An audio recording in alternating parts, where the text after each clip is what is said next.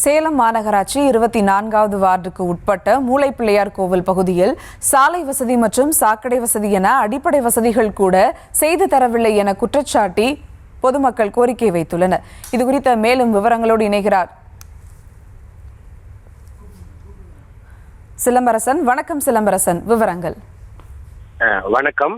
சேலம் மாநகராட்சிக்கு உட்பட்ட சேலம் மேற்கு சட்டமன்ற தொகுதிக்கு உட்பட்ட 24வது வார்டு பகுதியில் கடந்த 15 ஆண்டுகளாக அடிப்படை வசதிகள் எதுவும் நிறைவேற்றப்படவில்லை. குறிப்பாக சாலை வசதி மற்றும் சாக்கடை வசதிகள் முழுமையாக செய்து தரவில்லை என்று வலியுறுத்தி தொடர்ந்து போராட்டத்தில் ஈடுபட்டும் எந்த ஒரு நடவடிக்கை இல்லை என தெரிவித்து அப்பகுதி மக்கள் மற்றும் இந்திய மார்க்சிஸ்ட் கம்யூனிஸ்ட் கட்சியினர் இந்த பகுதியில் 100க்கும் மேற்பட்டோர் போராட்டத்தில் ஈடுபட்டனர்.